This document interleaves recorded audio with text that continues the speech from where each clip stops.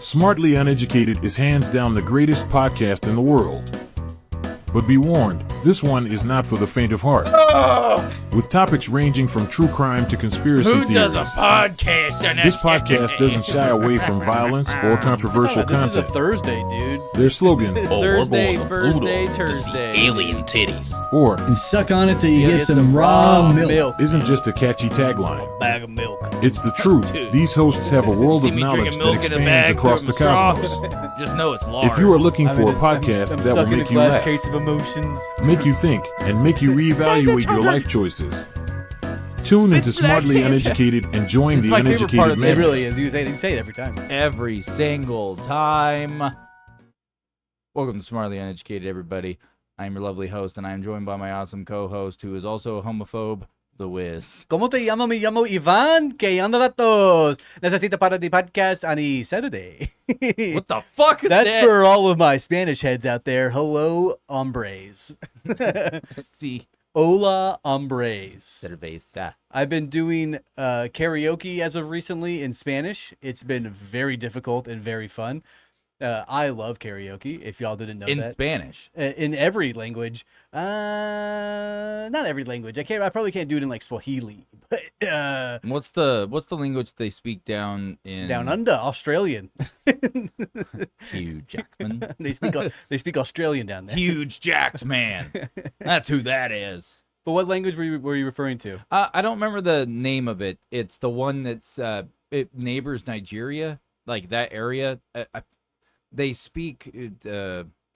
It doesn't sound like normal words. Oh, the clicking. Yeah, it's like the weird like click and hums and. I think it's Swahili. snaps. I am probably racist that- in that remark, but I don't know. I truly don't know. Anything that's not English, we don't know. There we go. Solved. I've been doing Spanish karaoke, and I did it recently, and the Spaniards, the Mexicans, loved it. They were all about it at the local Oh karaoke hell yeah! bar. Dude, were they doing the Mexican whistle at you? Yeah,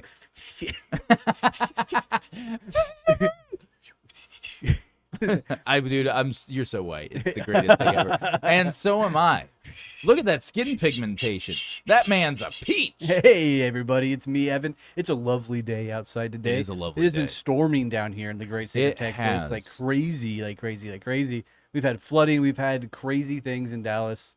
I didn't really witness any of them. I drove through it the other day. It was just another regular storm for us, but You know what's been on my mind recently no. is traversing is just day to day. I actually had this happen the other day. It just popped in my head because like, you get up, you go to work, Yep. right? Just like every other person in this country does. Like you're just your day to day. You get up, go to work, or whatever your routine is, and you're out and about in the world, in your local city or town or what have you. Man, I took a moment the other day, and it popped into my head, and it was just observing. Like, not on a scale of like, hey, what's in the room around me, the people there, all that stuff.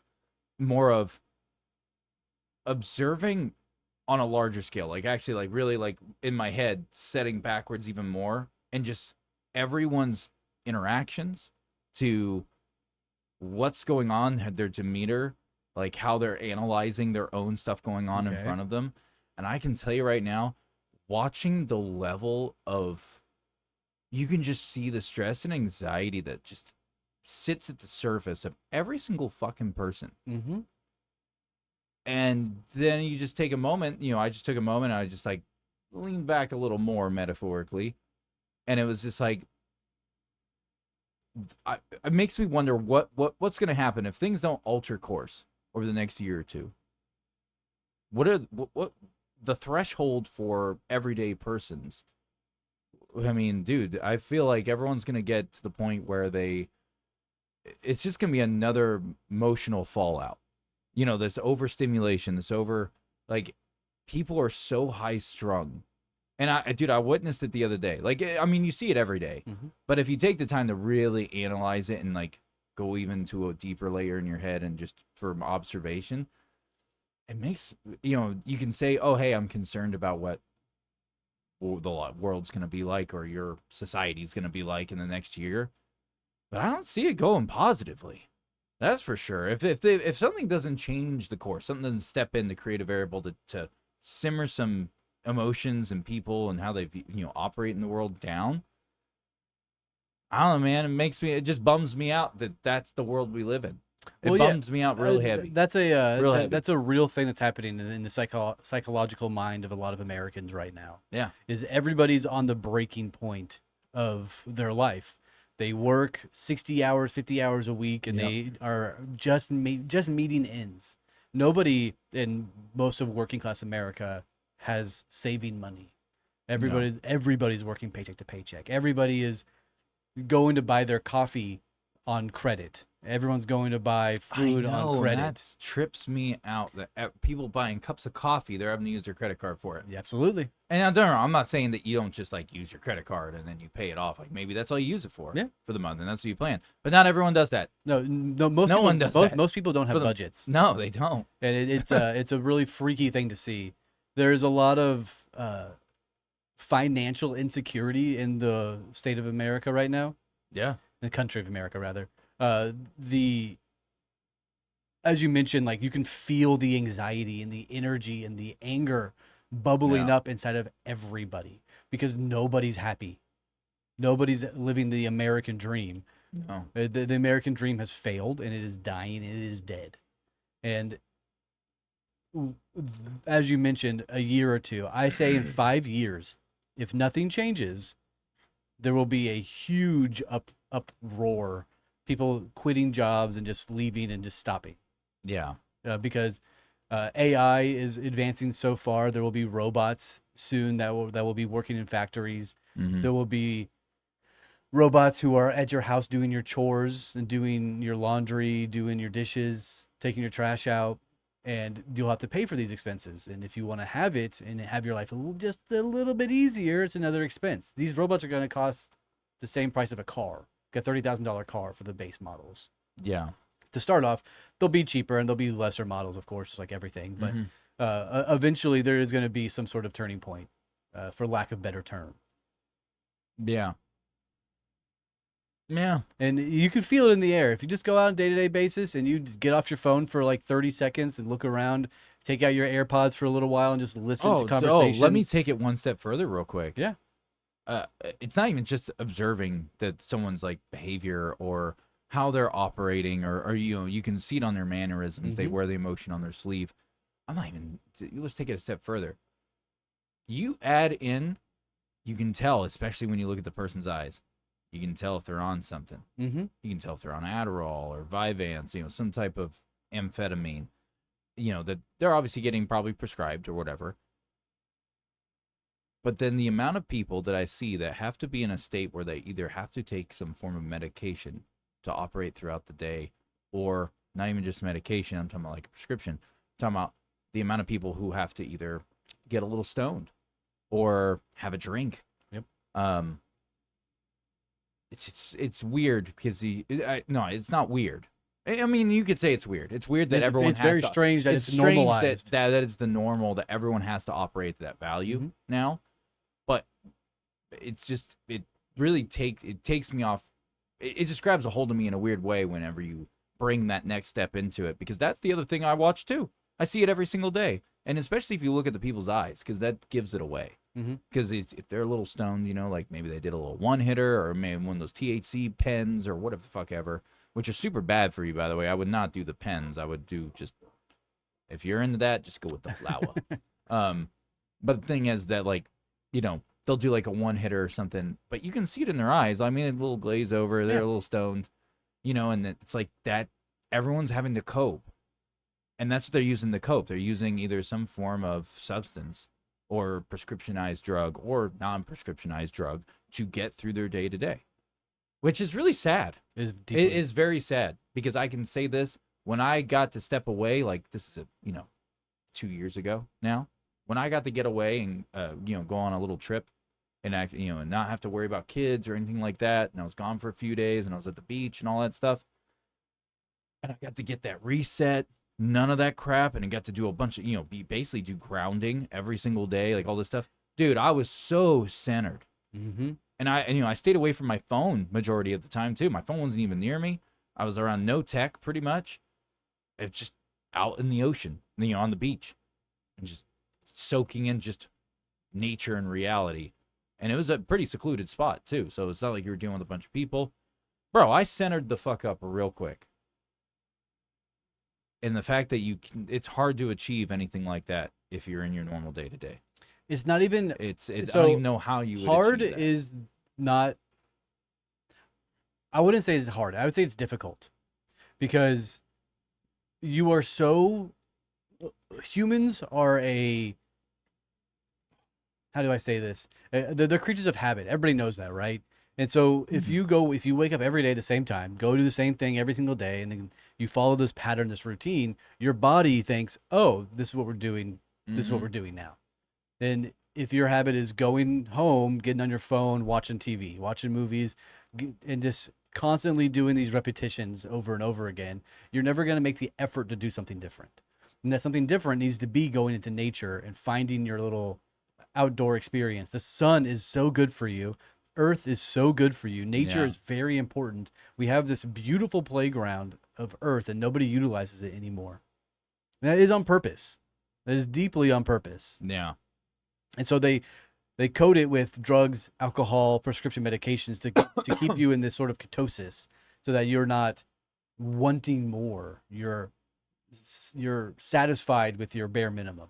Yeah. And bare minimum is not okay. They put us in the land scheme of artificial dopamine. Oh, correct. Yeah. Well, no, it's dopamine. It's Oh, not no, even no. artificial. When I say artificial dopamine, I'm meaning artificial dopamine in the sense of they're intentionally putting into the world things that trigger massive dopamine release. Correct. Everything from prescription drugs to social media to technology to entertainment, our day-to-day, everything that's integrated into our lives has now become this fire sale of items that initiates the production of mass dopamine dumps, which deregulates you. It just does, because everyone has become into this habit of instinctually chasing the purple dragon, and that purple dragon has become happiness and feeling good, which is dopamine. And that's what everyone is chasing. Now you could say, oh, everyone was chasing that before. Yeah, but it was something that would naturally produce and regulate throughout the course of your time. Now you're living in an artificialized, integrated world of something that is pushing dopamine production onto you, but in an artificial and unnatural way. And it's rewiring everybody. Correct. And which plays into all of this as well. It just goes hand in hand. With it's it. I have to grab something, but you keep talking. It's this the sociological dopamine receptors entirely. There is a topic I want to bring up specifically on this point is but I want to wait till he gets back so we can both talk about it, But I'm glad you're all here. Make sure that you do find yourself going to nature, because it is important to reset your dopamine. It is important to remember that there is a life outside of your everyday mentality of medicating yourself to remain happy. It is difficult to remember that. It is difficult to stay on that schedule, but you need to. It's very important. But because you brought up this concept of like a sociological dopamine fund and how it is virality and coping mechanisms, I do want you to bring up the artist I mentioned to you at the top before we started, and I want to bring up something. And as a reminder, just so you remind me, there's something I want to talk about AI in general. And you mentioned AI earlier, but I chose not to say anything because I didn't want to jump into it yet. Of course. But yeah, I'm ready to do this thing whenever you want. So yeah, absolutely. So there's an artist that has been going viral over the past year, and it's a guy named Too Slimy. It is a rapper, and it is objectively and subjectively horrible. We can only play about 5 seconds of the music, maybe 7 seconds, before we get copyrighted. So we have to don't play from the start. Play like right in the middle. Right in the middle. Yeah, right around here, so they can actually hear his lyrics and the sounds and like how just chaotic it is. Yeah. So you're gonna hear just like this 5 second clip. You can go on Spotify, find their music. I don't recommend it because it's trash. It's trash. It's really bad. But yeah, go and play a little clip, a little bit.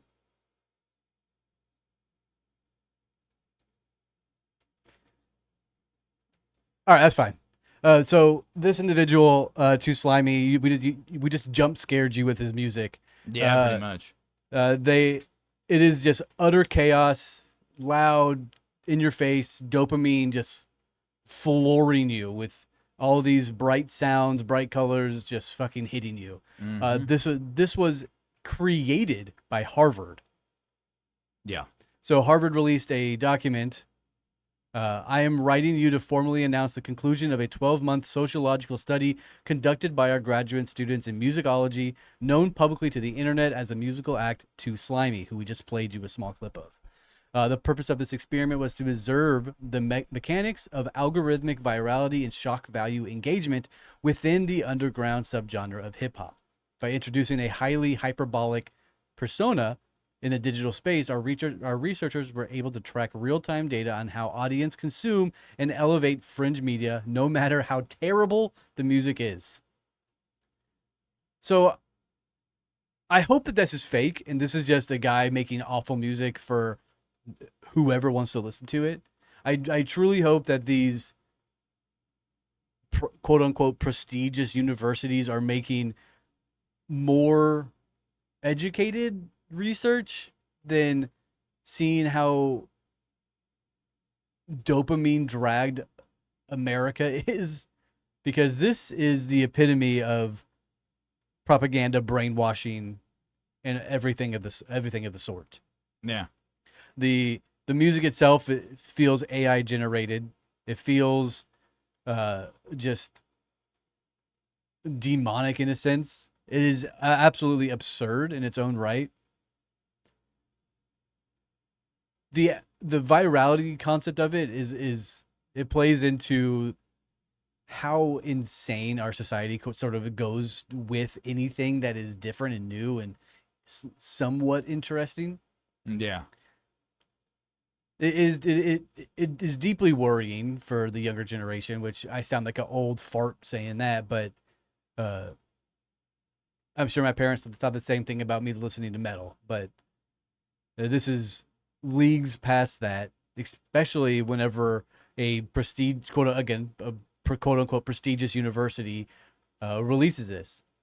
Now, does it hold water? I don't know. Is there any other documents supporting it? No, the artists themselves could have released this document claiming these things. But if there's any truth to it, these universities are absolutely washed and useless, and you should not be taking any university for any reason seriously. Yeah. It's bad.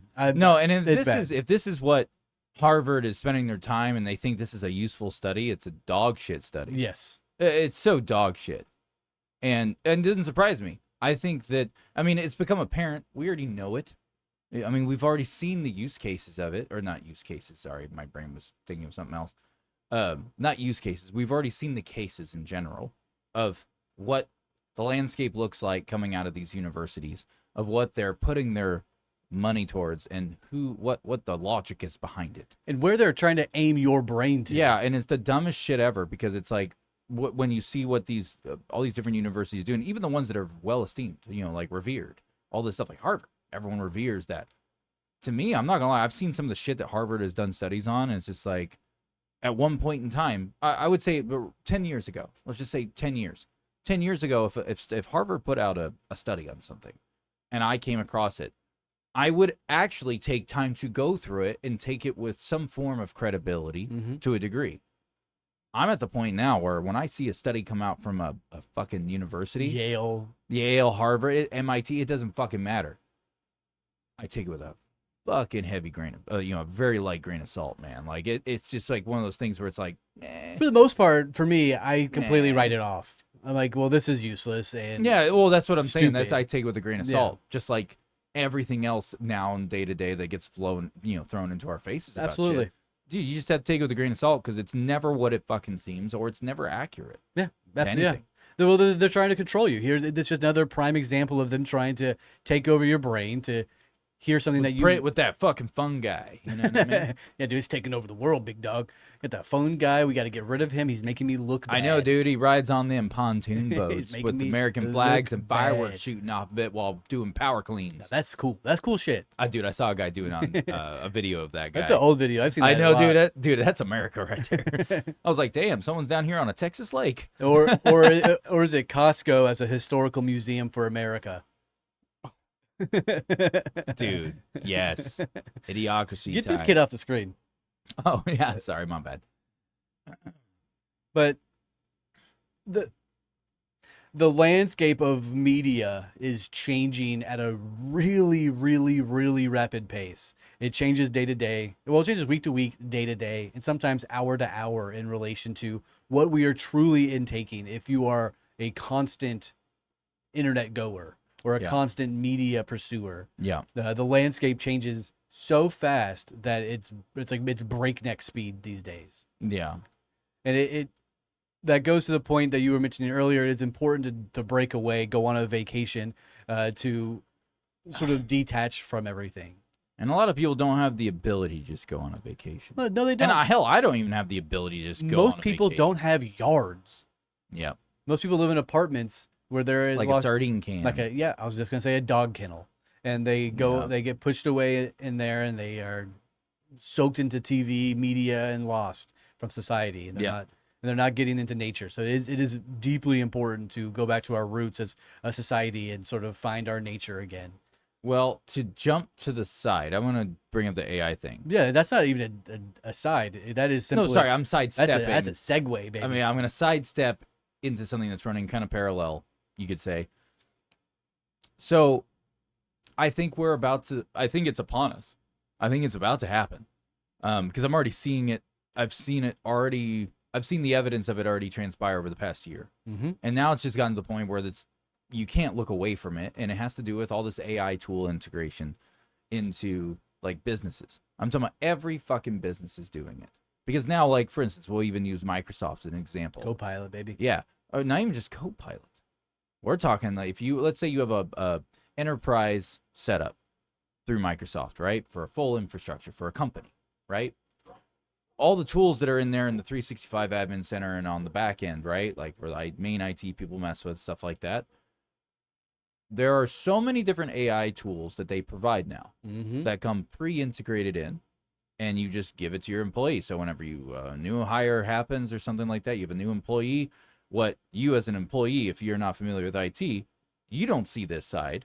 But what they're having to go do is after they create your account, they give you a license, whatever, and it just gets automatically appropriated. And you can just assign, you set up the process for it where it's new employee, if you apply this, then they get all these licenses because it comes default with it. Well, I think we're about to see, I don't know if I want to call it a AI winter, but at least a season of change, at least. Wait, in what regard? You say winter, what do you mean? I'm meaning, so basically companies rushed into when AI tools and all that integration stuff started happening.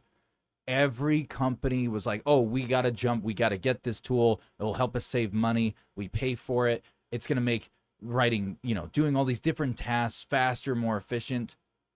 The only thing it became efficient at, and this is just a cold hard truth because I've witnessed it over the past couple of years. I know you have too. The only thing that people have been using it for where it has been somewhat productive is email responses and message responses. That's it. I use it sort of as like a Google search. And the reason why I say that is because all these companies rushed in there to get it because that's what everyone was doing. They didn't want to fall behind. Everyone already learned their lessons over the past 10 years before that of not jumping into all these things that are coming out, like with how the tech world evolves constantly. And they rushed in to get it. Well, when they rushed in, they didn't do any of the things that someone should have done to actually integrate it properly and make sure it is going to work because no one knew. It was all new shit. Like people, they were just trying to keep up. So everything from, I don't know, training your fucking employees on how to actually use it, fucking building actual realistic use cases for the shit. I mean, like, I don't know, maybe setting up guardrails of what are the parameters of what we use it for? How does it work with our data that's sensitive that we're putting into it. I mean, dude, like everything from, I mean, shit, even like measuring ROI shit to fucking knowing how to even just use it in general once you have it at your disposal. But so you use the term like AI winter. So I'm with you on this. Yeah. Sorry, let me full just say one thing, and then I'll let you jump in. But it's because I was about to double back into the AI winter concept. I'm not meaning a winter as in like, oh, AI is just gonna get removed. No, AI is still not going anywhere. It's there.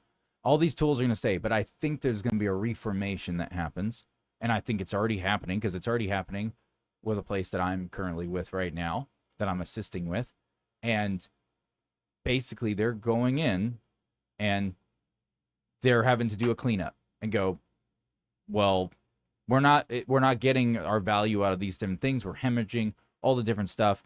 And on top of that, there's been lots of data leaks, and partially is because of these AI tools, because people just throwing stuff in there. So people are going to end up, what I think is going to happen is they're going to end up pulling things away. We're doing a reformation, and AI is not going to be removed completely from anything, but I think that it's going to be limited down, and there's going to be kind of a lull moment where people are going to have to they're going to be restructuring what they're doing. So you as an employee, you won't have your little, whatever AI tool that was helping you respond to emails for a moment, or this or that. So you're going to actually have to think a little bit more on your own for the first time. You have in to do your years. job. Yeah. I mean, there's more complexity to it, because I can tell you right now, a lot of the AI tools that they bring in is about coding, like, scripting, all that stuff. But the problem is, like I said, they didn't train their employees. They have employees using it to write scripts who the employee themselves doesn't know how to write in Python, doesn't know how to write in PowerShell or read it. And then they go to AI, say, this is what I want. It writes something back to them, but it's only as smart as the person using it, right? So when they give it back to them, they also, the other kick is they don't know how to proof check it. So then they go and take it and they try to use it, and then it causes all these problems, and it fails, and it doesn't work, or it's just a failure right off the gate. And so then now it boils back to, well, we just fired all of our guys who are writing scripts, because I've seen that already happen with a couple friends of mine who lost their job because they didn't necessarily need someone to be doing X, Y, and Z anymore in these like different coding jobs, and they did get laid off because they had all these into AI tools that were doing the job for them. Well, the companies now have realized, oh shit, one of my buddies, actually, one of his previous companies already reached out to try to bring him back. And he's like, no, I already have a job. Like, I already got a new job. But they tried to bring him back because they're trying to undo their mistakes they made. And he was like, no, fuck you. You chose some weird random AI tool over me, and it's proving that it's failing.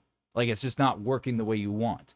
And it's not the AI tool is failing. It's the companies are failing, because it's the people that are failing, because you have the wrong people making decisions and controlling the controls.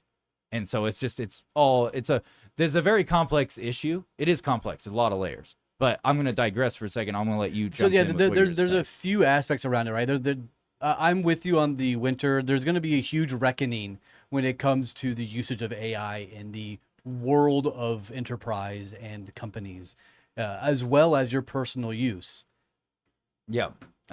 Sorry, keep going. If you utilize it on a regular basis, you begin to learn how sort of stupid it really is. Yep. AI is, as you mentioned earlier, is only as smart as the user. If you put a dumb person who doesn't understand technology in front of an AI, the AI is going to fail every single time. But on the flip side, there are companies like Anthropic who produces Claude, and companies purchased Claude like it was the end-all be-all of all society for AI technology. And then the employees started to use it only to find out that it's going to cost them more to use AI than it is to actually hire somebody who can write code. And Anthropic is talking to this point of, well, yeah, we created this to be used on a small basis as opposed to a wide basis. They've also had the U.S. government shut down certain codes and certain AI models because they were so intelligent that they were smarter than the human. Because the human would go and be like, I need you to create an application that allows me to do a certain task faster. And then they would give the API integration, which is simply just allowing it into Yeah. the database. And then the AI would take all insensitive data within the company and create an application. And now the sensitive data is in the cloud and everybody can have access to it. So there are so many different layers of security that get breached just by using an AI. Yeah. And to the point of a sort of fallout of AI, these companies are going to be turning it off only to find out humans are technically better at it for the time being. There will be another sort of reckoning when it comes to employees who are being rehired and hired on to do these jobs again. Software engineers specifically who spent 7 years of their life getting a master's degree in coding are going to be finding their jobs again. But then once AI hits a certain breaking point, then they're going to be gone again. Yeah. So there is a fine line that we're balancing right now of, is AI good? Is AI bad? Is AI good? Is AI bad? Yeah. I think that there is a sort of parabola of power that is going to be pushed out for usage. Yeah. And there's a lot of aspects that are freaky. Peter Thiel talks about it all the time. They are trying to get AI data centers in the ocean so that they can no longer take over land and use drinkable water. I don't know. So I got something to throw in. once You're done with your just thought. pay attention to what's happening with your AI. Don't give it all your data. Just give it very strict rules and guidelines. Yeah. So Film Check is commenting right now. I'm going to read your stuff in just a second, Film Check. I just wanted to throw this out there. So on the AI side of things of like usage, right? Like how you use it. Well, I've experimented with it because like, I mean, shit, in my line of work, I'm IT, right? And I will say this is that what I have witnessed over the past few years of traversing this, I've experimented on and off in my own private time, poking the bear with ChatGPT to Grok to Copilot, Google AI, you name it, right? Claude. Like I've gone in and done this experiment across pretty much all of them now. I will say this: the most effective one. Now, obviously, we already know Grok is probably the best. It's the staple of raw horsepower, and it usually gets things correct more than it gets it wrong, in general. But Grok's really expensive. You're only using Grok if you're forking out a fortune because it's so expensive for the top tier for Grok. So ignore Grok for a second because you don't see Grok integrated in all these companies. You don't. You see ChatGPT. You see Claude. You see Claude. Claude's you see, very expensive too. Copilot. You see the Google AI stuff, which whatever. But the thing is, I've done this, and here's the thing. You know what the most effective way to communicate? We'll just use ChatGPT as an example because ChatGPT's language model is what they've integrated into most of these integrated AI applications that companies are using. It's all open AI shit, which is ChatGPT. If you were to go talk to it, since people don't know how to talk to ChatGPT correctly, one, the closest that you can write in English, like I'm talking about, if you're going to craft a sentence to talk to it, the closest you can kind of mirror YAML is the best.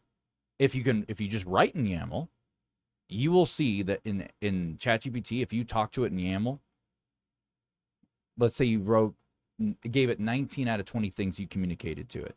19 out of 20 of those will be flawlessly correct. What is YAML? In its output. YAML is basically a formatting. So an example would be you would put task, like don't even write a sentence. You put, this is how you would write it into the text box. You put task, colon, then space, and then you write what you're wanting to accomplish, right? And then next you would go down, you would put goal, or whatever goal or whatever, colon, space, and then whatever the goal is, right? And then you would go down again, you would give it context. You write context, colon, space, then give it the context of what all is going on, right? Like the finite details. And also the details before that. The more it knows, the more effective it can be. And then you would just put like, hey, what, like environment, what are the environment parameters of this subject that we're doing? And then you would do, if you wanted it not to do something, you were trying to avoid it making mistakes, you would put then, the line space down, put constraints, These words are specific. Use the word constraints, colon, then put what you're trying to avoid, and then you go a line space down again, and when you put what you want to avoid, just do little dashes, like a dash list, like you're doing bulletins. List it for it, and then down below that, you go down again, and then you're going to put output, and you're going to put a colon, and then you put what the desired output is, and yeah. And then, hell, even if you wanted to, you could even go a step farther. And if you're wanting it to come to you across a certain way to where it's easier for you to understand and what it's saying, you would add, after output, put tone, colon, and then put what you want the tone of the output to be so it's better for you to understand it. You will see that if you do that on ChatGPT, or any of these AI integrated tools, you will get far better results. So but even doing it in that format, you got to know how to fill in those. Yeah, I was gonna say sections. YAML is English coding language. It's breaking down the code that you're writing into English. Yeah. Yes, exactly. YAML is not difficult. It's just a formatting. Correct. Thing. The other thing is that because Film Trek was throwing some stuff in there. Film Trek said there are so many apps out there made with badly put together code whipped up from AI. They don't go in and fix it up. No, they don't. It's these quick push it out, get like hopefully to make a quick buck. You'll see it all over the place. That's why like I don't like cell phones, for example. You got the app market and you can download all these different apps. I've already purged my phone of a lot of apps. Me too. And I don't go and just download any old app anymore. I just don't, because most of the apps you're going to find on the app market weren't even made by a person.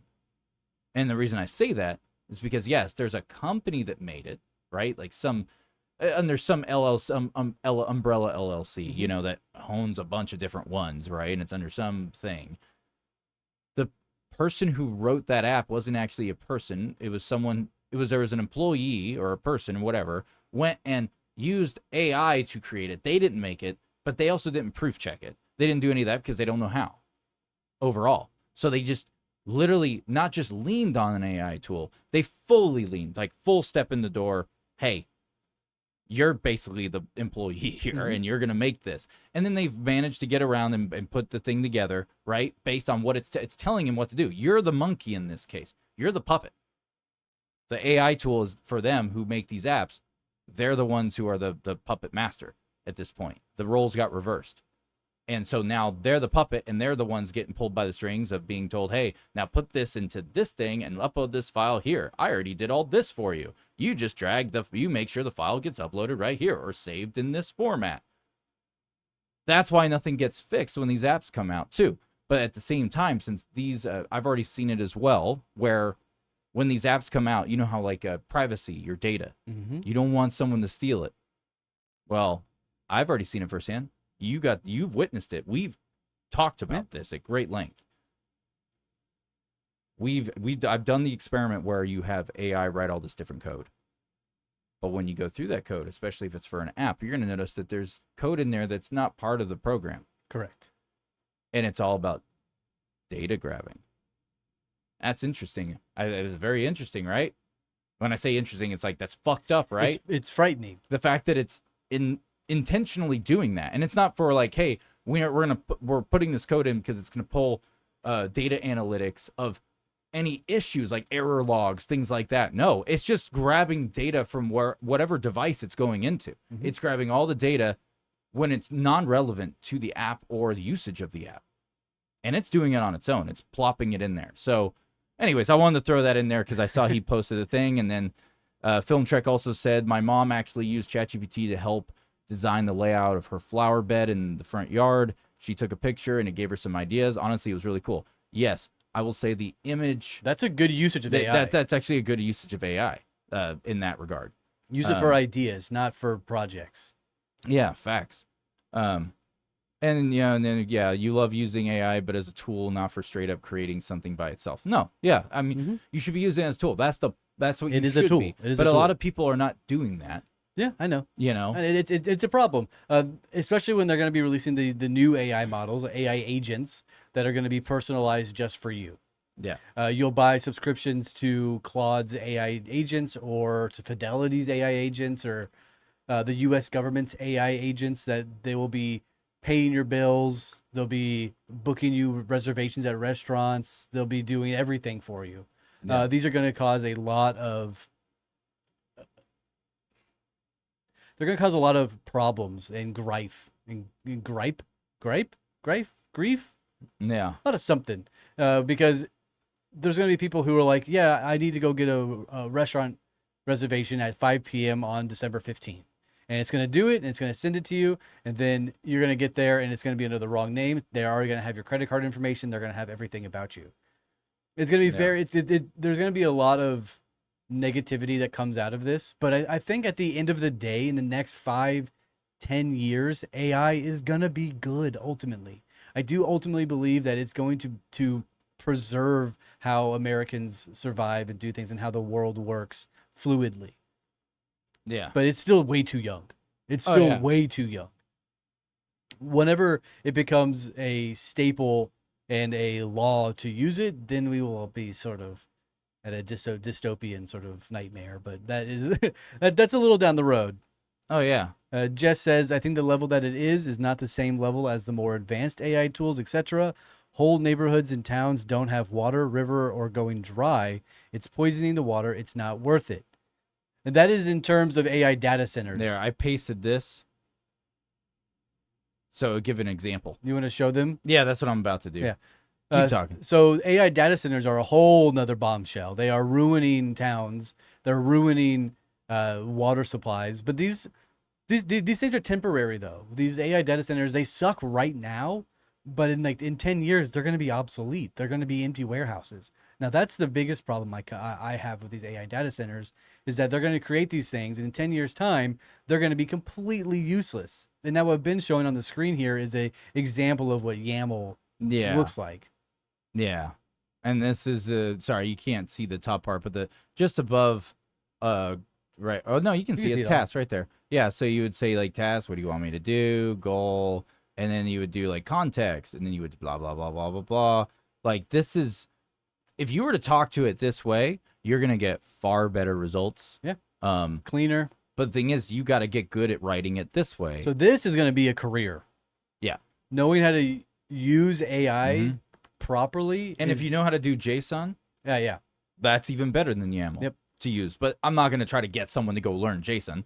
That no one's going to go do that. Well, some people might, but YAML is the happy medium. Correct. In what if you can utilize this, you can get a career as a what's the career? It's like an AI engineer, artificial intelligence engineer. Yeah. Now, what are they saying? Let me see here. Sorry, where did I leave it? Looks like Jess started jumping in there. She said, I don't like AI. And then she said, I think the level that it is. I read that part. This one right here? You already read the level it is? Yeah, go ahead. Oh, sorry. Jess said, I think the level that it is not the same level as this more advanced AI and tool, etc. Whole neighborhoods and towns don't have water. Rivers are going dry. It's poisoning the water. It's not worth it. Now you got Operation Gigawatt, which I believe is being built near or on a fault line, which if so, that's really not good. Yes, data centers. I understand there is a difference between the levels, but in 10 years we will have water. We have water. Hit a bunch of buttons and see what happens. That was a lot of... Sorry. For some reason, the chat, it got broken up into different spots. So. I had already read the level part, and we had already discussed that. So the AI data centers in general, they take a lot of fresh water in to cool down the center in general, the servers and the generators and all these things. They take a lot of fresh water to do that, and it spits out poisonous water, useless, land-destroying water. No shit. Yes. Damn. It's worse than fracking, if you will. I'm gonna look that up real quick. Yeah, please. So it's the data centers, how they use water to cool it. It makes toxic water. Correct. It produces a lot of toxic water, and it's ruining cities. People who have it in their backyard, their drinking water comes out like a mucky, brown, blackish, like a brackish water. And they can't drink it anymore, and they can't use it to farm their crops. So what they're targeting, these AI data centers, they're targeting rural land, countryside, because there's nobody out there. There's less laws. So what's happening in my neck of the woods, in my farmland, they are arguing AI data centers right now. The town has been offered $20 million contract over 5 years to put an AI data center in the farmlands out by my farm. Ben is so locked in and reading something over Oh here. shit, But dude, what the fuck? so the I'm sorry. Can I? It's the poison water. yeah, sure. Can I throw something in there? So looking at this, so basically it goes. You got your local water source. Then it goes straight to the data cooling system, right? Like what they're, the cooling system they're doing. Some of the water evaporates to remove the heat, but all the remaining water, it all gets concentrated. It's all got chemicals and mineral buildup in a toxic level. And then it just gets, it's wastewater and then it's blown down and it gets discharged. And most of the time it's not treated. It's never treated. It just gets thrown right back in. Yeah, it's never treated. Amazon's been doing it for years. So Dude, Google. what the fuck? Yeah, they've been doing it for years. They put it right back into the water system of the population, and it goes right into your tap water. And so one of the issues I'm seeing here, it says one of the issues that cooling systems often use chemicals to keep the equipment from getting destroyed. Mm-hmm. That can include biocides, corrosion inhibitors, anti-scaling chemicals, pH adjusters, glycol mixtures, and like next to biocides, it says it basically is like they do it to stop bacteria, algae, mold, Legionella risk. Is that how you say it? Legionella? You're reading it, not me. And then it's like, dude, all of these things. Holy fuck, it's poison. I can't believe you didn't know this. No, I hadn't looked into the cooling side. Oh, of dude, data and they are centers. using billions of gallons a year. Dude, Billions. what the fuck? You should look up how much. And dude, that's a shitload they're pumping back in too. You should look up how much Google used in fresh water for their data centers in the last year. The All right, amount I'll of look water it these up. companies are using is destroying entire towns and entire crops and farmland. It's honestly really, really bad. And again, back to the point I was trying to make, they're trying to do it in my hometown, and people are protesting it and trying to fight it. But the city is these cities they target are country nobody towns who are desperate for money because the towns are failing. So they go to like, I don't know. So in 2024, generically, they're saying anywhere between 6.1 billion gallons of water to upwards of 10.2 billion. That's a big fucking window. 6.1 to 10.2 billion. Oh yeah, Dude, that's a That's just one bil- company. That's a That's- five fucking that's billion one difference. company. That's one company. Whoa, dude, that's so fucked. Yeah, that's one company. Wow. Wow. Now think about Dude, think about Microsoft. Think about Amazon. Think about Google. Think about Anthropic, OpenAI, SpaceX. All these different companies who are using AI, they're all using hundreds and hundreds of billions of gallons of water a year. And as they continue to make these data centers, like the Giga one they want to make in Bastrop, Texas, and the Giga one they want to make in Utah, they're going to be using awful amount of water, and it's going to go right back into the city, and then the cities are going to be out of water. There's a whole problem with this. It's terrible. Granted, again, as I go back, so fucking alarming. it's terrible. It's Like, I can't believe you didn't know about this. No, don't get me wrong. Like, I have always been someone who was just like, you know, growing up as a kid, you see like the protests, right? You'd see like the hippies, they chain themselves to a tree type bullshit. It's like, get the fuck over. You're making a big deal, pretty much kind of out of nothing. You can replant trees. That's something you can bring back, no problem. Blah blah blah. We've been tearing forests down and rebuilding forests. Can't bring back fresh since water. the beginning of fucking time. But fresh water is a little different, especially in local water supplies inside the center of a landmass that's nowhere near coastlines, and even if it's near coastline, that's ocean water. The question is, why don't they build the data centers out in the fucking ocean? So they like are. an oil rig? So they are. They're starting on that. Oh, they're starting. Anthropic. Oh no, will the salt cause a problem? That means will the salt cause an issue with cooling? Because salt it's corrosive. Corrosive. Yeah. So I don't see that being viable. That means they would have to use technology that people have talked about for years of getting fresh water because everyone says we have a water problem, right? Well, that means you would have to something that does desalination. Google this right? real quick. You'd have to desalinate. Yeah, Google this real quick. Oh, fucking. I'm starting to get mad. Yeah, dude. you should be. Google this real quick. Okay, I'm switching the camera. It's called PAN, PANTHALASSA. Sorry, PANTHA what? PANTHALASSA. It's a startup by Peter Thiel, who is This one right here? Yes. So they are creating ocean water data centers, and they bob in the ocean water and suck up ocean water to turn into fresh water to turn into power to power AI grids. It's a 1 billion startup to put data centers in the ocean, pretty much. This will solve the freshwater problem, but who knows how long it's going to take to get. You know, they're willing to do this for a data center, But not for humans. but not for humans, right? Because there was that whole talk about desalination years ago. Mm-hmm. Yeah, in fact, people like to give Elon Musk a hard time, which is fucking stupid. That guy is the peak of innovation right You can now. give them a for hard lot of time. things. Everybody deserves a hard time. But no, I know. Everyone deserves to be get objective towards. But I will say this: Elon Musk was one of the people who was pushing the narrative of like we should do desalination. Mm-hmm. It really wouldn't be that difficult if you think about it. You know, granted, he was not saying like, "Oh, snap of fingers, you just do it." He was just saying that's what we should be digging our heads into. If you're really wanting to solve a problem, why don't you do desalination? Like, you know, some type of system of that regard. Because then he even like walk through it in this interview of how that would work conceptually, right? Which is also realistically the process of how you would desalinate something. The fact that they're doing this for fucking data centers Is aggravating as all hell, is it not? yeah. It's Making embarrassing. sure that the water is right for, I don't know, the people that live on the fucking planet. You know, there's no money to be made in You know that. the worst part about all There's of no this money is? to be You know made. what the worst part about all this is? What? All of these billionaires who are using these data centers are now going and buying water company stocks and water portfolios because they know fresh water is going to become the commodity.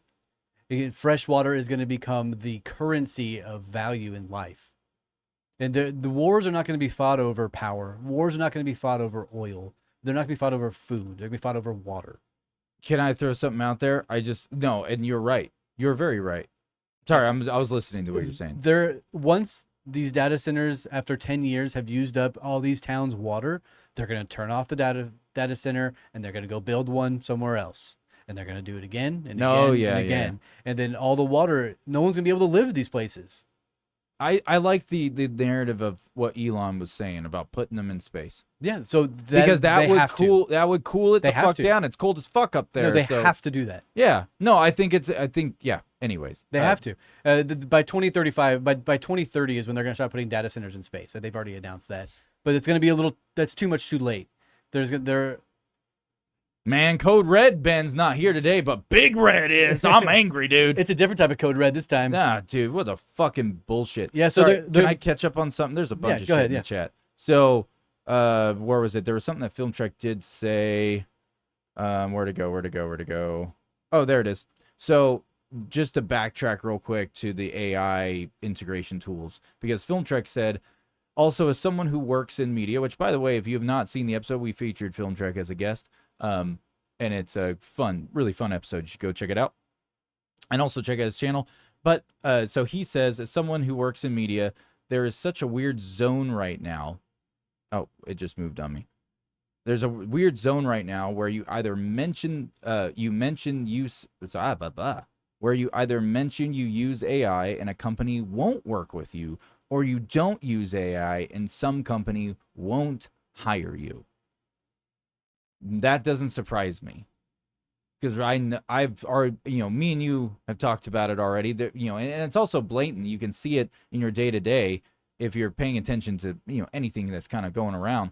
That the AI, there's a massive tug of war that's going on, within the creative space of AI usage. Mm-hmm. Everything from art. Like we're talking about images to music to fucking movies.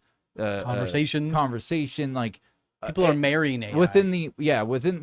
I'm mainly focusing on the art side, but yeah, they are fucking wild that they're marrying AI. But no, it's just no, that tug of war is there, and that's a weird.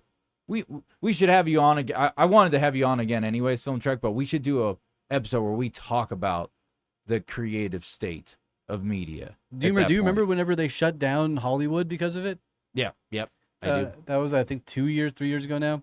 Yeah, But the company here, Panthalasis, yeah, tug of war is a great phrase for it. Thank you, Film Trek. Kudos to myself. Hey, yo, I said something right for once. Yeah, so Hey. these companies with the AI data centers in the ocean, they're just going to create another problem. These things are going to break in the ocean, and now we have to go out there to fix them, or they're going to leave them there or sink them. Yeah, Jess just said something really good. So Jess said, also, farmers near data centers are having issues with birthing animals. Stillborns, I believe. The frequency and sounds, I think. Yes, it's the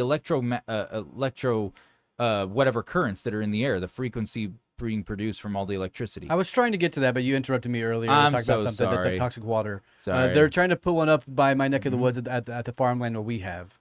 Oh, you and got cancer now, huh? They offered the town $20 million to put it up there for 5 years. That ain't enough. And people are protesting it, of course, but the amount of water that they'll be using will get rid of all of the farmland. It will kill all the animals because there'll be no fresh water anymore, and all the cows will be gone. It's going to raise the price of beef. It's going to raise the price of chicken. It's going to raise the price of eggs. It's going to sort of completely demoralize all the countryside.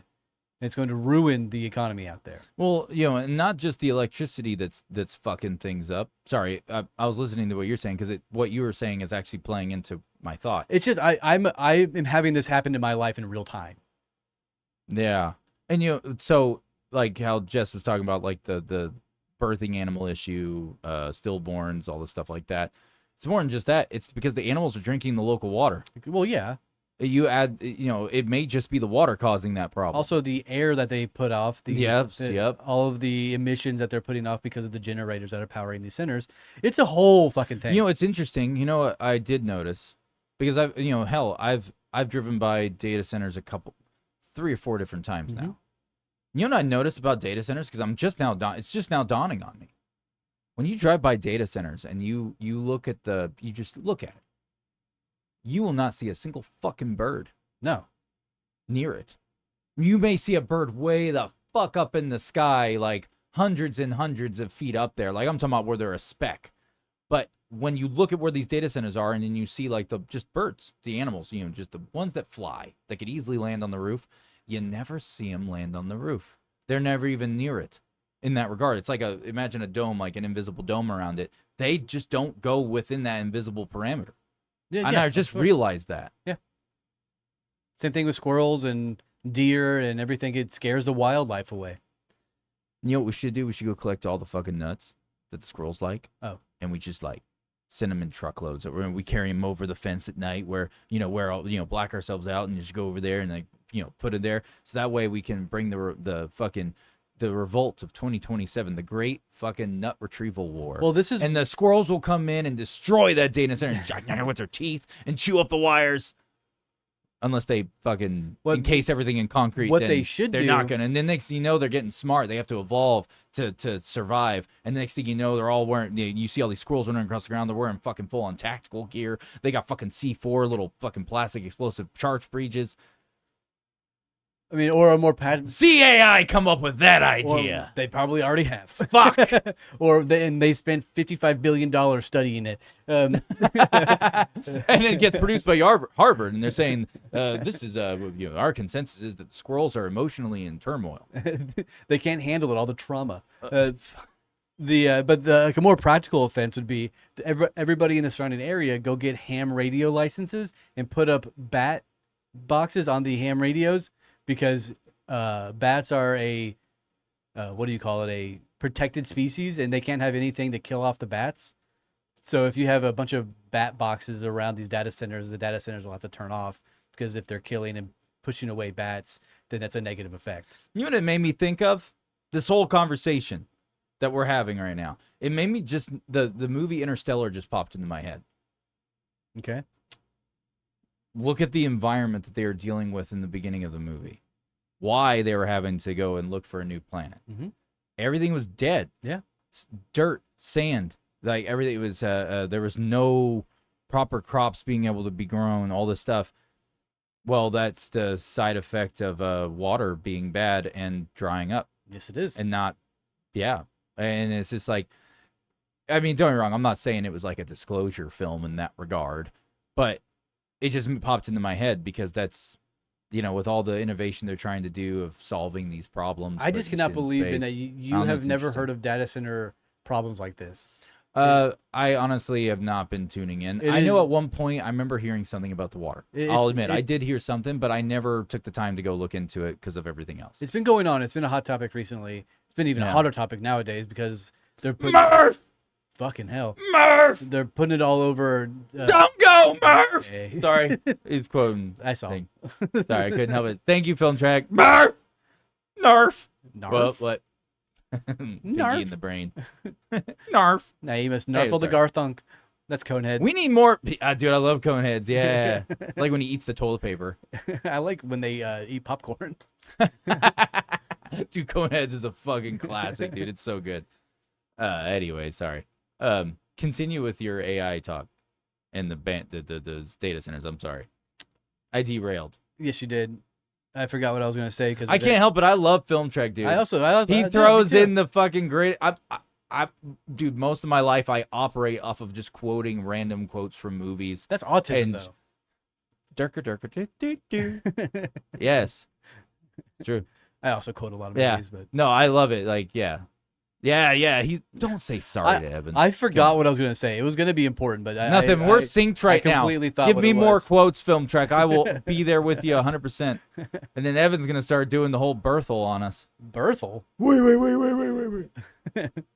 Yeah, you made Ben glitch and have like a little break in his brain for a moment. Yeah, dude. I had like a string of quotes just to plop right back. So there was a Texas cop who gave a homeless person a poop sandwich. Get the fuck out of here. He has now become the chief of police. Get the fuck in outta San here. Antonio. No way. Yeah. Matthew Luckhurst was fired from the San Antonio. Did he have to choose between a giant douche and a turd sandwich? So Matthew Luckhurst was fired. Nothing. That was a quote. So Matthew Luckhurst was fired from the San Antonio Police Department for giving a sleepy homeless person a poop sandwich, which was pieces of dog poop on bread in 2016. Wow. Luckhurst was also accused of smearing feces on the only women's restroom in the South San Antonio Police Department's bike unit. This guy has some mental problems. Yeah, no shit. He is now the Benavides Police Department hired Luckhurst in 2023, a small town of 1,100 people, about 150 miles south of San Antonio. He's now the chief of police in that city, smearing poop on walls and feeding homeless people dookie. Damn. Yeah, how do I get that job? Do I gotta go feed homeless people poop? That's insane, man. Okay, I want to read you some stats, and we're gonna play a little game. All right.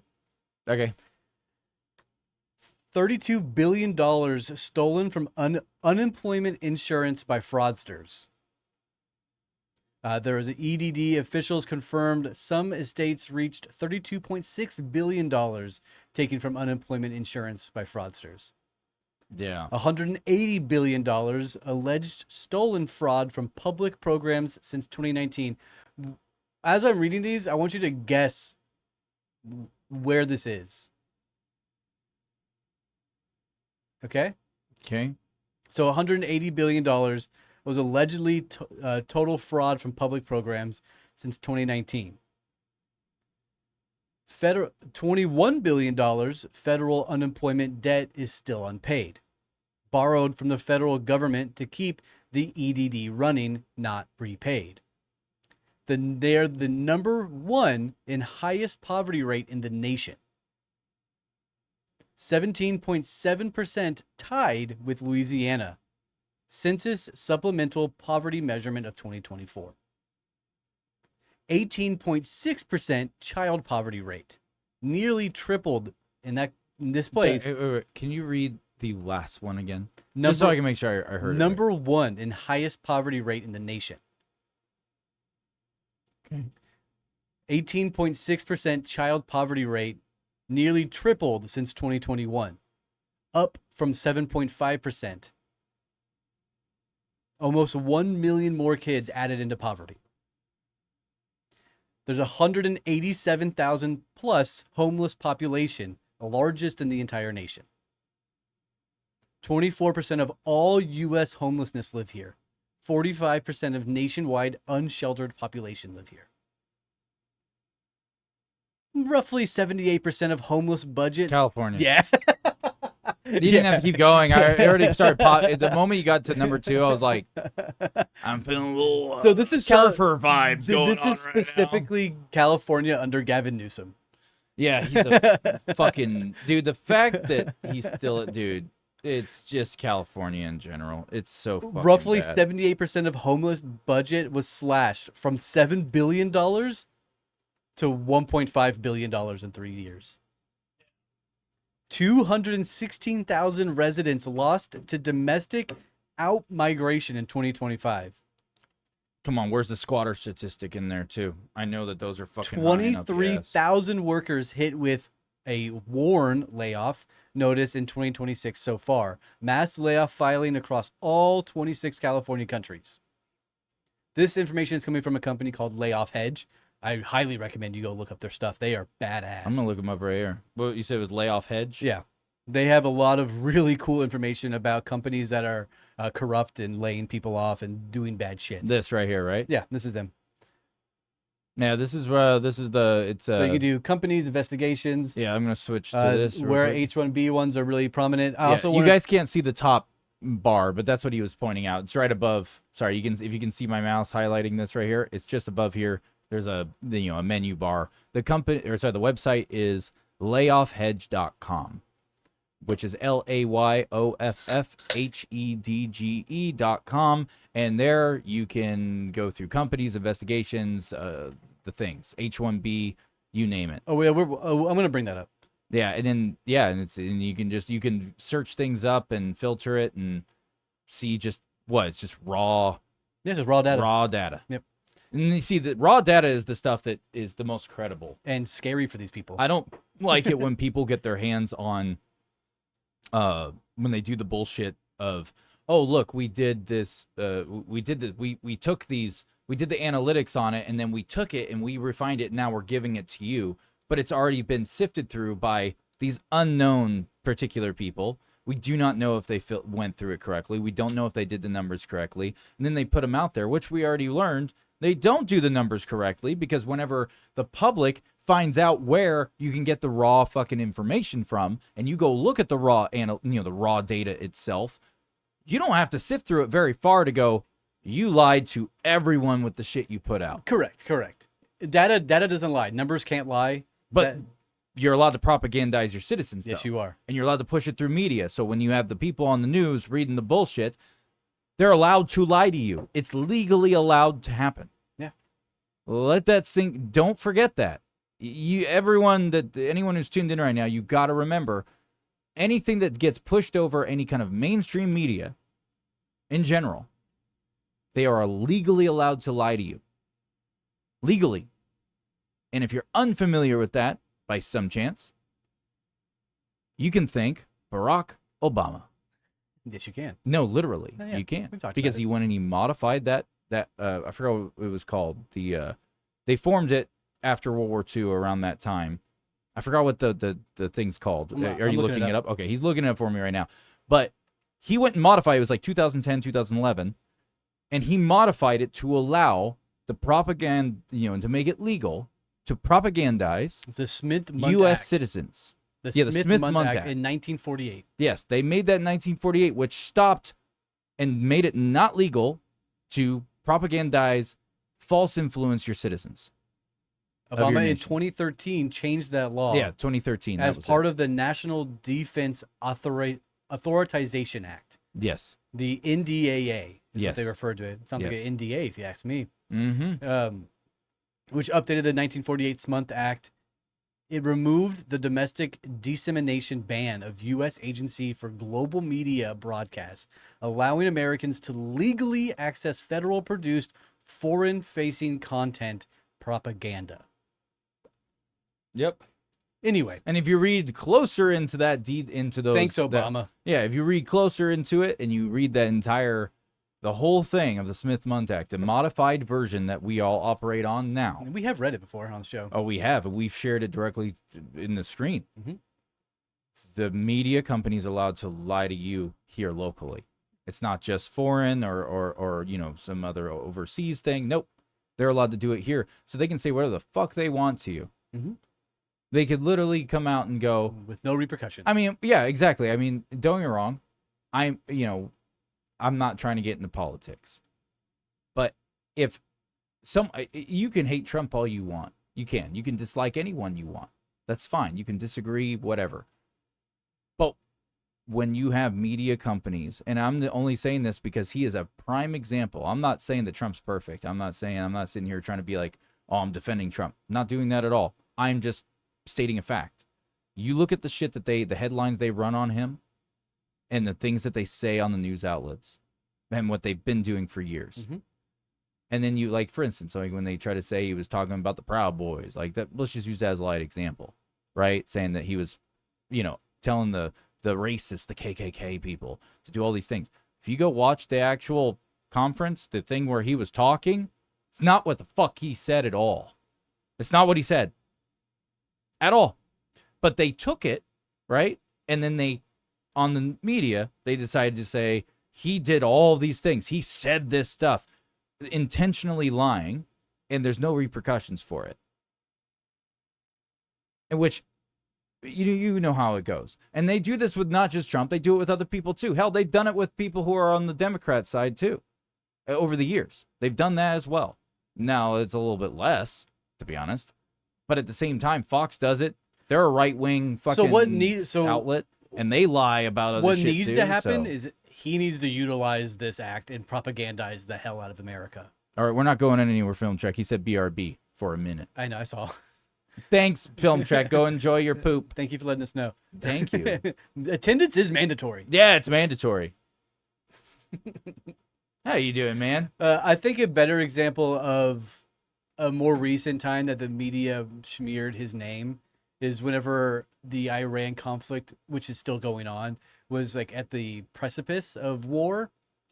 And a news journalist asked him in front of his helicopter before he went to a war meeting. They said, how do you feel about the American people based around the war and their financial struggles? He said, right now, I do not care about the American people. I care about war and making sure this is ended. and they took the clip of him saying, I don't care about the American people, and ran with that like crazy because he was more worried about solving a war than people paying their bills, which I can understand. Not a good look, but that's not at all what he said in the entire sentence.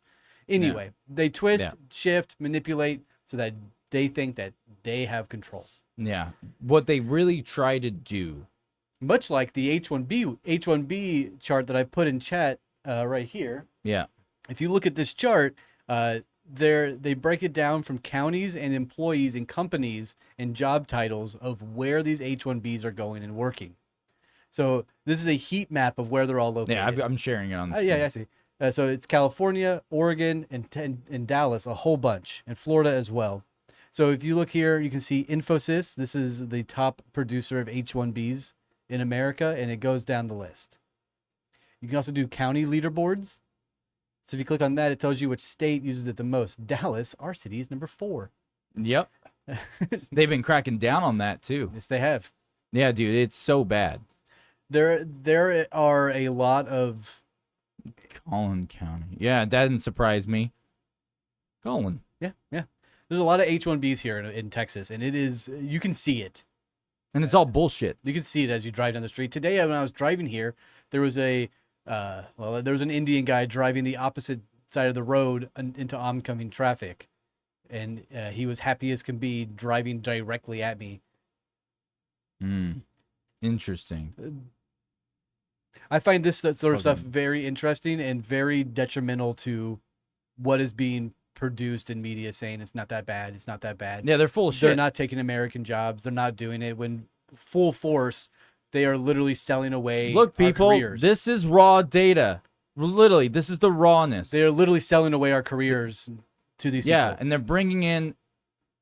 I don't give a shit. Foreign adversaries. Yeah, I do not give a fuck at this point. the illegal immigration shit that's been happening has fucked our country. Yeah. The fact that people do not fucking get that, it blows my mind. It really does. That you see all these fucking dumb, liberal little fucking cunts sitting there, screaming at the sky, throwing a hissy fit about like, oh, but they're innocent people, they deserve to blah, blah, blah, all these bullshit. And then they say Americans are lazy. They say Americans don't want to work. They don't have the energy. They're lazy. They're lazy. They're lazy. When they're paying these people amazing salaries to be working at these companies that Americans can do as well. Why are they pulling in foreign individuals, paying them American living wages? Part of me wants, I'm not going to lie, there is a part of me, and I haven't thought this thought all the way through. And I've had this thought go through my head. When I say I haven't thought it all the way through, it's more of I have not thought about what the long-term result would potentially be in a negative way. Would there be a downside to it? But there is a part of me that is leaning towards the narrative of like really heavily that if you're going to start a company, if you own a company, and let's say it's in the United States, you're only allowed to hire United States citizens. You're only allowed to employ the people of your nation, not some fucking foreign entity to come in. Some third party that's in fucking the UK or fucking Africa, or you name it. It doesn't fucking matter. Anything that's outside of our nation. There is I feel like there's you should not be allowed to do that, because then you could make sure that would put us into a flow. Hey, this is the loophole. I know. H-1B are legal citizens. It's bullshit. That should be cut out. That's what I'm saying. Yeah. It's too many loopholes. It needs to get fucking cracked. Man, if your goal this episode was to get me fucking frustrated, it's working. Well, the idea of this episode was to bring attention to you, because I know that you have been sort of backing away from news and sort of trying to clear your head. I have the past 6 to 8 months. And I have been diving deep into this shit, and it's been driving me fucking mad. I didn't want to be mad alone. Okay, thank you. No, I've been aware of the H-1B stuff, and that's one of the others. That's why my brain has gone back to that narrative of like, we got to change some shit. We got to make some different constraints. We got to get rid of these loopholes. I'm sure a lot of these people have seen the Tyler Oliveira's video based around Frisco, Texas. I have been to that city. I go there quite a bit, actually. And I could speak firsthand about it. It is Browntown, baby. Shit, me and you used to be truck driver, trash guys. We would go into our routes, and this is a few years ago. We would go into our routes. I had a route. I know for a fact you had similar routes. I had routes up in Frisco, Texas, that I had to go and service these neighborhoods. The entire neighborhood was Indians. Was foreigners, yeah. Now, a lot of the time, it was only Indians. Let's make it very clear. I don't mind foreigners. Yeah. We need foreigners to some degree, yeah. But we don't need a plethora, a 90% increase year over year. Yeah. We need legal ones. Which I think is hilarious. You know what's hilarious about Frisco, Texas, too? Let me point out something that's so fucking stupid and hilarious all at the same time. So Frisco, Texas decided they are pushing this Go Green initiative, right? Push. Well, all at the same time, they got this H-1B bullshit going on where they're bringing in plethora of fucking Indians from India who are their lifestyle is not clean. So it's trash buildup everywhere. If you drive through these nice little neighborhoods, I say little neighborhoods, they're big neighborhoods. They're huge and massive. You drive through these really upscale, nice neighborhoods, what the fuck ever, these modernized new suburbia setups. You will see disgusting fucking trash just built up everywhere. And you can thank the demographic that moved in on that, because that's the lifestyle that they came from on their culture. This is not you say what I just said, there is someone out there who would, if they hear me say, they're going to be like, you racist piece of shit. It's like, no, that's not being racist. That's okay. It's a cultural difference. You could call me racist. That's okay. It's pointing out an observation of, how they operate and live in India. It's dog shit. They live in squalor. Yeah, then they come here and they're doing the same thing in their homesteads where they're planting down, which is these upscale, nice neighborhoods in a town that's pushing Go Green and being all clean. What I don't like about it is that which is fucking hilarious. Is that they're not assimilating. If we go to their countries, they want us to do as they do, right? Why is there a juxtaposition and a flip a script whenever they come here? We're not allowed to say that they are that they need to assimilate to American culture as well? Why is there a sort of the second play of nature here? Like, what are we doing?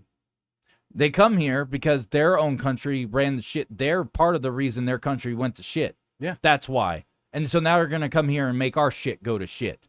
That's just a fact. That's a good chunk of them. So I'm sorry. I saw what Jess said, because Jess said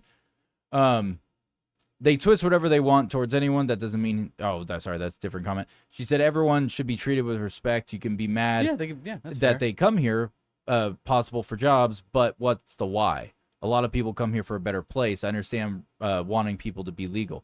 Yes, they want a better place, but they were part of the reason, a good chunk of them, the reason their place they were at before went to dog shit. And that's just a fact of it.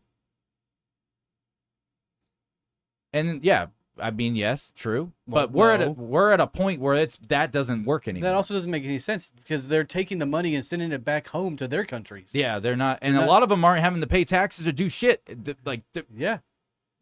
The bill is falling on us. The H-1B thing is crazy, because they get brought here, and then the government gives them hundreds of thousands of dollars to go buy houses and cars, and then they turn around, buy the nicest house in the block, and then they buy another house, and then now the American who's lived here his whole life can no longer afford to live in the neighborhood he grew up in. Yep. So, and they also can't buy the home. Exactly. And then they're taking all the money they're making from their jobs, hundreds of thousands of dollars a year. And these companies send it back to their homeland. Yeah. It doesn't go back into our shit circulating here. Correct. At all. So that is something to also put into your note card. To perspective, right? Yeah, perspective, yeah. That's the right word, perspective. Treating everybody with respect is, of course, goes without saying. Yeah, exactly. Everybody deserves kindness and respect. But there's also a point to where they are disrespecting us as a nation. Native. As a native, yeah. We are native to this country. Yeah. We are the new Native I was Americans. Born here. We are the now modern Native Americans. I don't give a shit what our history is. If people think we stole the land or did this, I don't give a fuck. That was a long time ago. I wasn't a part of it. Neither was several of my previous generations of my family. Mm-hmm. And neither were yours. Correct. So the reality is, we are now, in modern time, we are the new staple of what is modern Native Americans. And our shit's getting wrecked because of fucked up decisions. Yeah, and this isn't the only bad thing that's happening in America that's ruining Americans as well. Yeah, there's so much more. There's a million other things going on, like the fraudsters that are taking billions of dollars from states and other concepts in that room. There's so many bad things. I know that we're highlighting the H-1B ones because this happens in my neck of the woods where I literally can watch it happen. So I'm bringing it up. I want to bring up something about the respect thing because Jess, you know we love you, all that stuff. So if we're just talking about this stuff. But I will say this: when it comes to the everyone should be treated with respect. I agree with that. However, there is a hard line for me. There's one big hard line in the sand. I give someone respect as long as they give me respect. Well, of course. The people that we're talking about in our neck of the woods, when you interact with them, because I've had to interact with them. Me too. You have to, because when you're a trash guy and you're driving through there, well, it's the automatic ASL side loads, right? Automatic side loads. You have a claw that goes and grabs the can and dumps it in the thing for you. Well, the parameters around that is, well, you can't have shit piled up all over the cans because then you can't grab it. So you have to get out and either move the stuff off and grab it, or if they are piled, the new rule is they know the rules. You're not supposed to do that. Well, I'm not going to take your trash then because I can't grab the can. So I'm going to move on to the next place. I've had to deal with them and the same people over and over through all these neighborhoods. And they would be complete fucking cunts and treat you like shit. First time I ever talked to them, you would get out. There was times I would get out and be nice. And I would manually grab the trash, throw it in there, then dump the can. I would put a note on the can, a little sticky. It's like you remember those, the little ticket thingies. Don't fill it up. And I would just say, hey, for future, please do not pile anything on it. Like if you have extra trash, and you need it to be taken, please just set it to the side of the can. And I even was nice enough. A lot of drivers won't do this. I was even nice enough to say, hey, just put it next to the can. I will dump the can, put it in there, and then dump it again. Like I was even being nice and offering that. Every single time like clockwork, I never had one single good interaction. They would come out fucking being sassy, all the things, put their hands, curl their wrists, and put their hands on their fucking donut ring hips.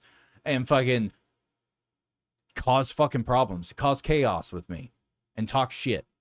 And I'd be like, what fucking country you think you're in right now? This isn't a fucking negotiation, motherfucker. At this point, go fuck yourself. Because you're coming out here being a dick and being hostile when I didn't even have to do what I just did.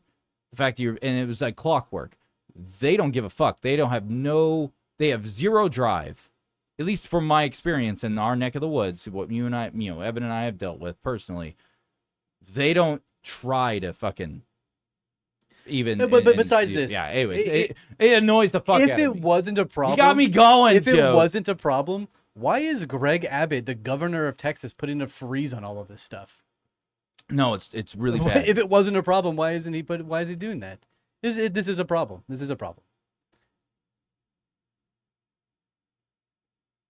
If they live here and spend their money here, I don't think all the incoming people get their benefits when coming in either. If moving here, I know a lot of people who move here that don't get that, and that I'm sure that is also the case. But there's nothing is black cases. and white. Yeah, everything's gray, right? Yeah. We're in a spectrum. I'm simply saying from my perspective and my experiences, this is what's happening, and very noticeable.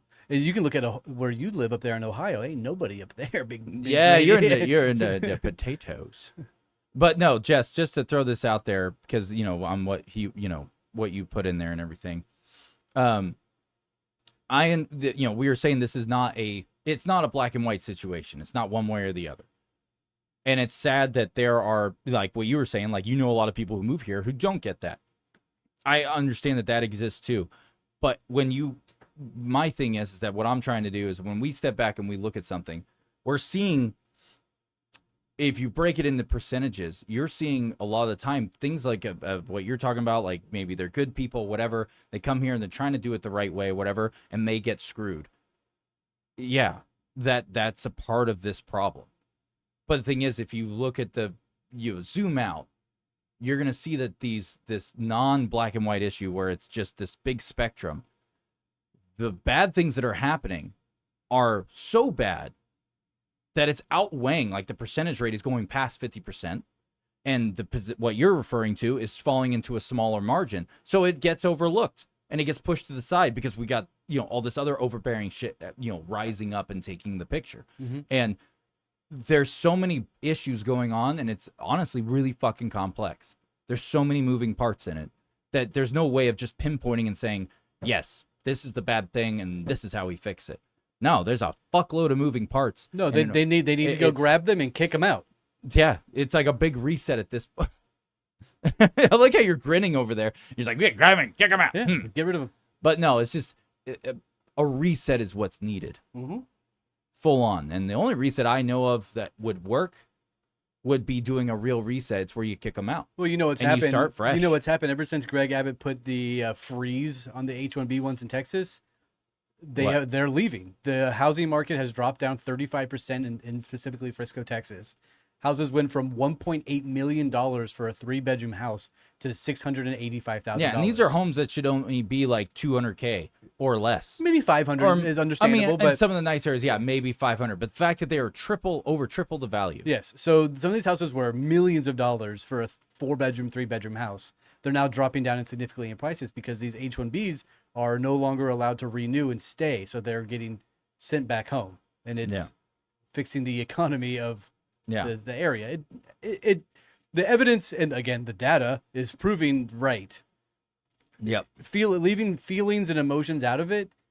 The numbers of American individuals who are now on welfare because of this in the area specifically subverted by this is very noticeable.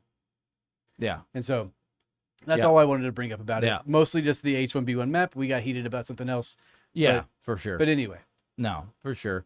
And, it sucks because I have met and I've run into quite a few people who are not from here, not from America, came over here. Some of them, I mean, hell, some of the best people I've known in my life that are like, that I consider a close friend. Me as well.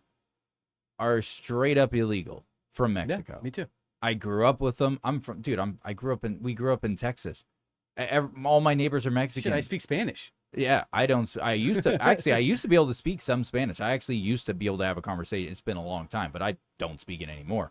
But I will say that like I've met some really great people, but at the same time, there is a counter to that pendulum that's going on, and especially in now, it is changed. It made the landscape so hard to traverse and so unstable. So now we're at this point of like what it's become. So it plays And- onto your breaking Sorry, point. go ahead. Yeah. As from the start of the show, it's the breaking point. Yes. Yes. You can go to your local coffee shop and see the American individuals there who are losing their minds because they're competing with foreign nationals who are coming here Yeah. and on paper having amazing credentials and then failing at their jobs. And then the people who went to college in America can't get a job and pay off their debts. So they're going to work at coffee shops and other like-minded lower Yeah. college jobs. Yeah. It's a big problem. There's a company that I found that you can go and get a college degree right now for $400, and they'll mail you a master's degree for $1,000. Yeah. And this is where the problem is with the H-1Bs coming in here, getting master's degree in a field that takes 10 years to get, but they are like 20 years old with a master's degree. Where's the logic and balance there? Yeah. So if you are looking for a nice college degree, I can get you one. Yeah. I will say this. Sorry, Jess threw a thing in there. She said, I think it should be a case by case or based on a person's character and not have the majority blamed. I do understand we are products of our environments and maybe some cultures can be an issue. And then she said, but that's not everyone. I think in conversations like this, we lose our perspective of humanity. That is true. You could take that view. No. I get where you're coming from. I do. But Evan actually just said it, so I'm going to bring it, repeat what he said. When we get into it, when we're in a situation like this, where it's so large scale, right? It's not like you're mitigating an issue in a local town, right? Where let's say you have 20, I'm going to speak metaphorically and analogy-wise. Imagine you have a small town. There's 20 families in that town. You can mitigate something of that scale for something like this, sure. But we're talking... This isn't a small little mitigation now at this point. It has become so massive. It's imagine taking a threading needle, right? For threading, sewing clothes, a needle. Now take let's say a professional football stadium, one of the giant enclosed ones, and it gets filled with hay to the very fucking top. That one little threaded needle is somewhere in that whole entire stadium that's filled, compacted, all the way to the top with hay. That's what the situation has become. So at this point, when it gets to that scale, you have to remove all feelings out of this. Yes, you do. Now you have to go off of facts, because now if you try to apply feelings and the humanity side, quote unquote, you end up going into a position where that is not applicable, because you cannot appease everyone. It's so complex, so over the top now at this point, that if you tried to apply a case-by-case basis, case by case, there's no solving. Nothing will ever get done. Nothing won't get done. And I think, like, for instance, like socialism. I think socialism is great to apply within your own household, because that is on a scale that it actually is workable. The moment you move outside of your home, that's got to stay right there at the doorway. Because now you're going into a larger scale where it's not because you can't cater to everyone. You just can't. And then that's why, that's why we have, our country was built the way it was. But people are really emphasizing, but my feelings. If you operate off of feelings are a fleeting moment. Yes. Feelings are not real in a lot of ways, because feelings can change on a whim. They can, like, for instance, you can love a TV show and then hate the TV show. Exactly. One day you care about it, the next you're like, well, I slept on it and I just don't. I got over it. Yeah. Or I don't care about it. Or it's like, you take into account that we are all deregulated at this point, mentally, society. Like I was talking about at the beginning of the live stream about people being over the top and worn out, anxiety, facts, figures, numbers, and logic. Yes, this dopamine, artificial dopamine that's going on, that's getting, causing all this stuff, in our day to day. The fact that is this happening right now, and you bring it into something of this nature, no one's in a place to be able to operate off of their emotions. Because, a good example would be memory recall. Mm-hmm. So you could have 5 people witness an accident, right? Heightened state of emotions. All of them are going to give a different perspective and, based on their emotional attachment. Because when you dig in neurology and you look at how people, for instance, if you have an inner monologue or you don't. A lot of people, when they have say they have their inner monologue, and then you ask them some questions to really pry of how their thoughts really work, how their brain operates, all of a sudden they're like, well, it's really more of I see the feeling. I feel the feeling of it. I see a color in my head. You will see, that's what a lot of people will randomly say, things of that nature. And it's so you're saying that you're going off of what a feeling was, but your feeling at that time, since you didn't actually witness the full situation, the full accident from start to finish, well, your first initial reaction was fear. Well, when you're in a position of fear, and that's where your emotion is to be the funneling point of your receptor for what is happening and not happening, you're now skewed. Everything about what you're witnessing is false because you don't actually know anything, because fear puts you into a very different state where then kicks off different thought processes in your brain of how you're going to physically handle yourself in that situation. And as a frog, I can understand where you're coming from. Yeah, for sure. That's scary. For sure. It's foreign. But yeah, so it's just if you look at when someone does memory recall and stuff, but then all of a sudden they had a video camera that witnessed the whole thing, right? And then you go watch the video doesn't lie. The video doesn't have fucking feelings. And then you get to see it from beginning to end, and you go, wait a minute. But that didn't happen. We had 2 people that said that they saw this. When really, when you pry them apart, all of a sudden you find out, well, it was more of the feeling of it. Well, when you operate off of feelings on things get skewed real quick, and you go down the wrong route.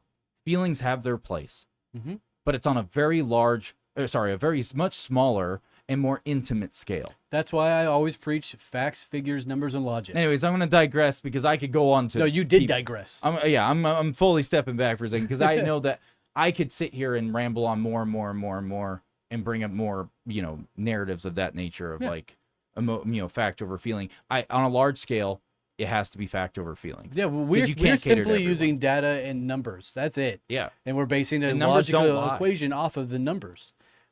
And if they are filing 100,000 applications to become prostitutes, then we have a prostitute uprising. Yeah. That's just how that works. So, anyway. I will say this, Jess.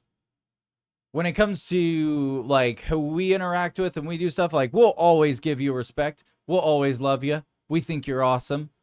But don't you start doing illegal immigration on me. I'm going to have to kick you out. I'm just kidding. You're a frog. We just need to get you in a pond. And there we are, baby. Back at it. Yeah, dude. You get me some code red. I get emotional real quick. Oh, no. That sweet baby Jesus. Oh, no. Sally, watch out for the gator. What time is it? I don't know. I think Hour it's time 50. to go. Hour 50. I'm sorry for bringing my... This is not anger. what we were going to talk about. Yes, it was. This is exactly what we were going to talk about.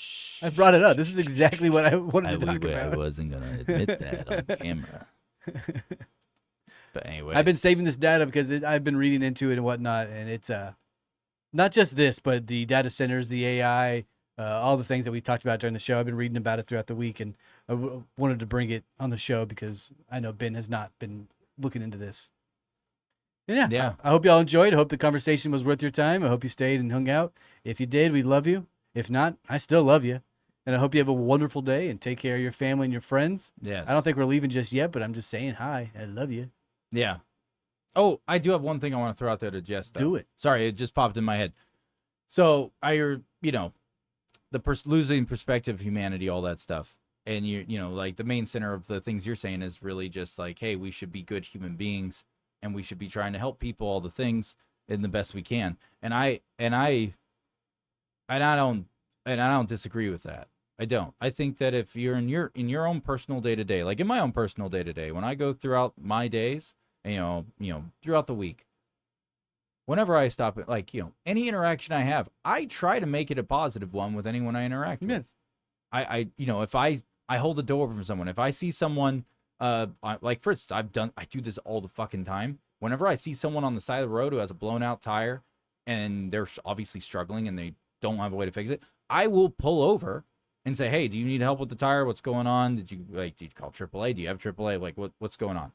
And if they don't have AAA and they're like, well, I'm trying to get a hold of this, I will get out and change their fucking tire. Well, I stopped doing that. I've don't get me wrong. You have to be situational awareness, right? You have to go off of how this person's composing themselves, all the things. For all you know, they could be a nutcase. Mm-hmm. So it's, obviously a case by case basis, right? Yeah, we staying, Jess. We're talking, we staying. Case by case, right?